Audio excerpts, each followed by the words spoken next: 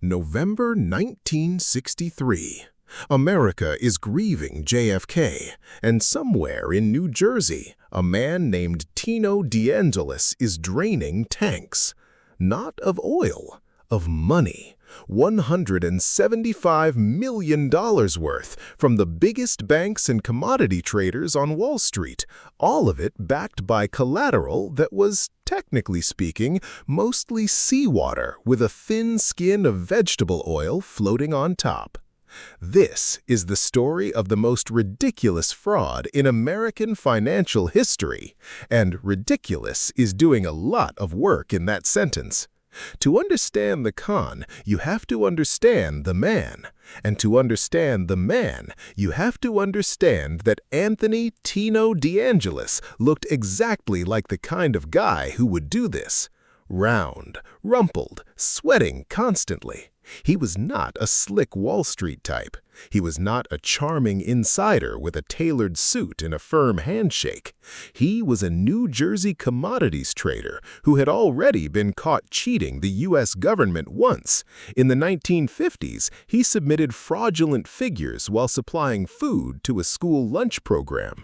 He paid it back. He moved on. People forgot. That was mistake number one. Because Tino did not forget. Tino learned.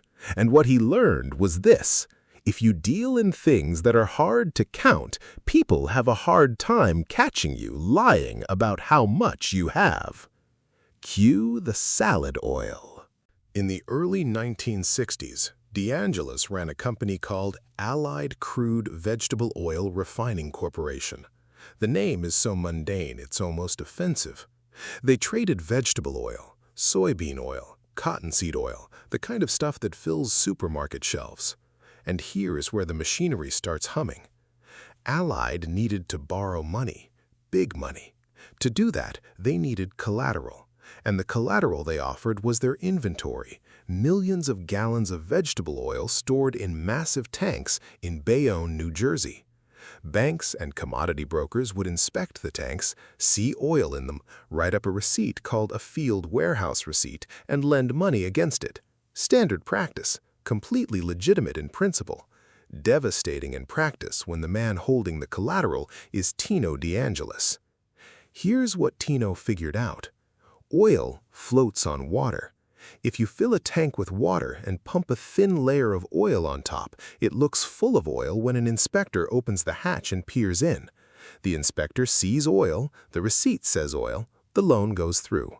Simple, absurd, genius in the most depressing possible way. But Tino didn't stop there, because Tino was ambitious. He built a network of underground pipes connecting his storage tanks.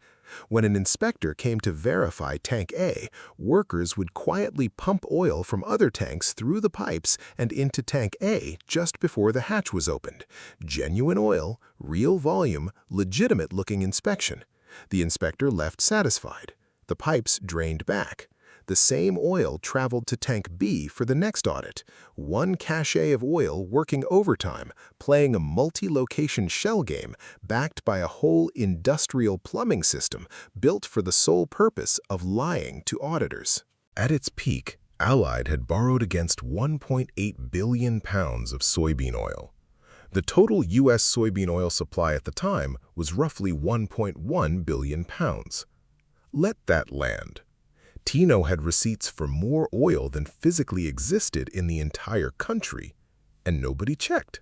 The warehouse inspectors checked individual tanks. Nobody cross-referenced the total receipts against national supply figures.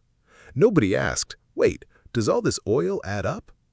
The banks, including American Express's warehousing subsidiary, which was handling a lot of the receipts, were too busy collecting fees to run the math. American Express. Yes, that American Express. Don't worry, we'll get back to them. The commodity traders backing Tino, they were betting he'd corner the vegetable oil market and drive prices up. The fraud didn't smell like fraud. It smelled like a very confident business strategy. Everybody was getting paid. Nobody asked questions. Sound familiar? But here's the thing about a con this large. You can't stop it. You can only ride it until the wheels fall off. By late 1963, Tino was in trouble. The vegetable oil market had softened. He needed prices to rise to cover his positions. They didn't. He needed new loans to service old ones. They got harder to get. And then on November 22, 1963, the world stopped. JFK was assassinated. The stock market panicked. Trading froze. And in the chaos, Allied Crude Vegetable Oil Refining Corporation quietly collapsed. When the inspectors arrived in Bayonne to actually count the oil, not glance at the top of a tank, but count it, they found 940 tanks, most of them full of water, some of them empty, some of them filled with seawater pumped straight from the harbor. Total actual oil on hand, a fraction of what the receipts claimed. Total losses, over $175 million. In 1963 dollars, that's roughly $1.7 billion today. The fallout was biblical. Two commodity brokerage firms, Ira Houghton Co. and J.R. Williston & Bean, were wiped out overnight. They had extended credit to Allied and were now holding receipts worth nothing. The New York Stock Exchange had to step in and rescue their clients. It was one of the first times in history the NYSE did something like that. The exchange literally passed the hat to cover civilian investors who had done nothing wrong except trust the wrong brokers. American Express? Their warehousing subsidiary, Amex Field Warehousing, had signed off on millions in fake receipts. The company faced over $58 million in liability. Their stock collapsed. CEO Howard Clark personally toured the Bayonne tanks, reportedly stared into the watery abyss, and made a decision that would define American Express for decades. He paid every claim in full. No legal tricks, no dragging it out. He said Amex's name meant something, and he intended to keep it meaning something. A young investor named Warren Buffett watched this happen, decided Howard Clark was exactly right, and bought a massive stake in Amex at the bottom. It became one of his most legendary investments. So, Tino Angelis defrauded Wall Street, accidentally stress-tested the moral character of American Express's CEO, and inadvertently made Warren Buffett rich. Honestly, legendary. And Tino himself? He stood trial, pleaded guilty, and sentenced to 20 years in federal prison. He served 7. He was released in 1972, and then, because Tino Angelis was constitutionally incapable of doing anything normal, he did it again. In the 1970s, he ran another commodities fraud, smaller scale, same energy, more tanks. He served more time. The Salad Oil Swindle triggered real reforms: tighter warehouse inspection standards, better cross-referencing of commodity receipts against known supply figures, more skepticism toward anyone with a lot of tanks they're very eager to have you inspect.